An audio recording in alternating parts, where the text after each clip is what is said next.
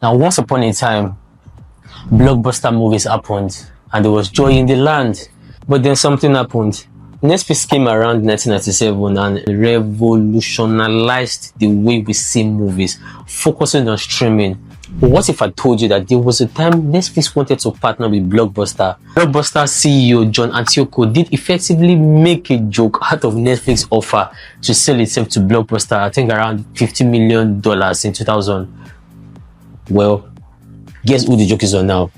Today, Netflix are giants. Same with Uber and taxis. For decades, taxis were the only game in town.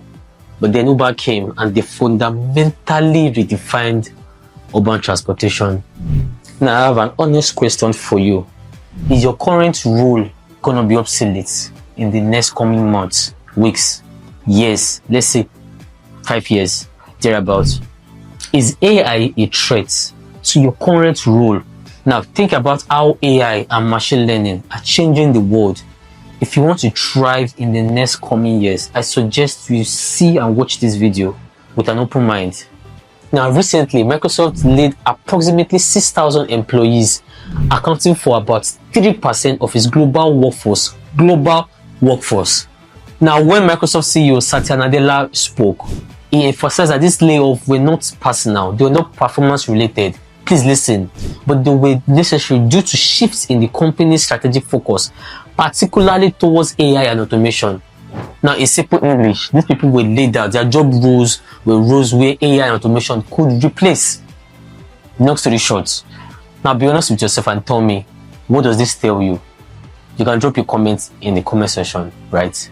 So in this video, I'll be talking about top 5 skills one should learn in this 2025 that will be relevant now and in the next coming future. The demand for the number 5 on this list is reported to be 3 times greater than any other tech-related skills, according to PwC.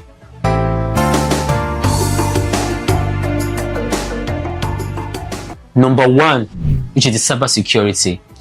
Now, I once read a LinkedIn quote about a professional appealing to recruiters for cybersecurity recruiters to be lenient, right? Especially in employing staffs, because the cybersecurity guys or the security guys are actually a small number against the number of cyber criminals outside. Now, think about it. Have you ever seen a country where the police officers are more than the criminals? It's the same way, right? It's the same thing you find in cybersecurity. Now, you find cybersecurity job roles in the banking sector, fintechs, and even oil and gas. The demand is crazily, especially now that people use AI to scam. Where we have things like deepfake and the likes, right? Now, personally, I've never seen any job role with more relocating opportunities like the cybersecurity. That's especially because companies don't want to risk, their data, so they rather relocate you, right, just to avoid data compliance issues.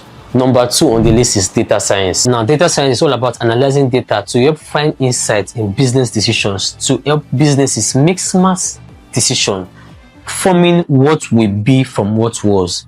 Just see them like tech detectives, basically. Now, have you ever wondered why Netflix keeps recommending a movie to you that you saw, especially if it's something closely related to what you saw?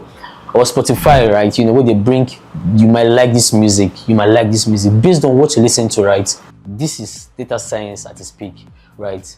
Now, forget PRs and appearances. The most important thing to every CEO is their naira and dollar. Now, this career helps simplifies it, enabling them make relevant decisions based on current trends, right? To understand their customer and to also improve their products. They're like the lifeblood of every business. Now, you might not see as much relocation opportunities for this role like the cybersecurity, but you definitely will see a lot of international remote roles, right? A lot of them, especially if you're someone that gets your hand dirty with projects. Number 3 on the list, cloud computing. Now, when we say cloud computing, this encapsulates cloud infrastructure, cloud security, DevOps engineer, and so on. Now, according to Gartner, right, cloud computing is rapidly expanding the market. Now, I have friends that have told me that because of how good they are, firms have actually reached out to them that they don't mind if they don't resign from their current company, as far as they can balance both jobs, right? As far as they can work for them and work with them, right? Especially if they are good. let me rephrase that, right? I mean, you have a current job and, recruiters will reach out to them that, I can say you're good, this guy, can you come work for me, right? And if you're like, okay, you have a job, you don't want to leave, some of them will tell you they don't mind you, working for them. Like, they don't actually mind if you don't resign, as far as you can combine both, especially when it has different time zone. Like, is that not crazy? I mean, I'm not supporting the work ethics, right? But that's just the reality of how crazy, of how sought after this job role is. And I could tell you for one that cloud computing role is one that is going to stay for a very long time. Most companies are moving to cloud, whether it is even an hybrid on the list. There's like a migration to cloud. I know there's this trend about reverse migration to on-premise and everything, but see, let's face the facts. Cloud is cloud. Cloud is solid. Now, number 4 on the list is the full stack developers, right? Now, to be honest, developers will always be relevant, no matter how many AI comes out, right? I mean, about one now, is it agent AI or something? Developers will always be relevant in the industry. However, it seems that companies are now pulling more to full stack development, right? As opposed to just the front end or back end, right? That we had before.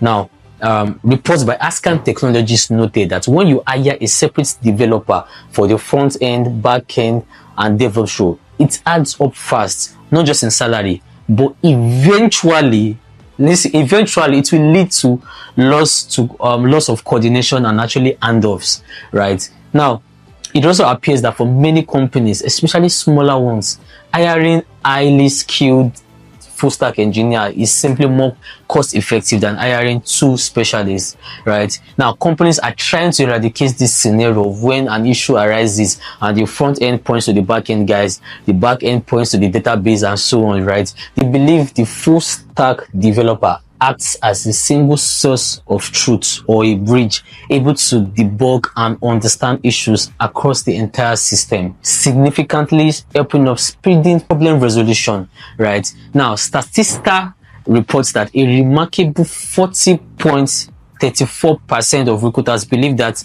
full stack developers are actually the most demanded in this year 2025. I'm talking about as regards technical positions worldwide.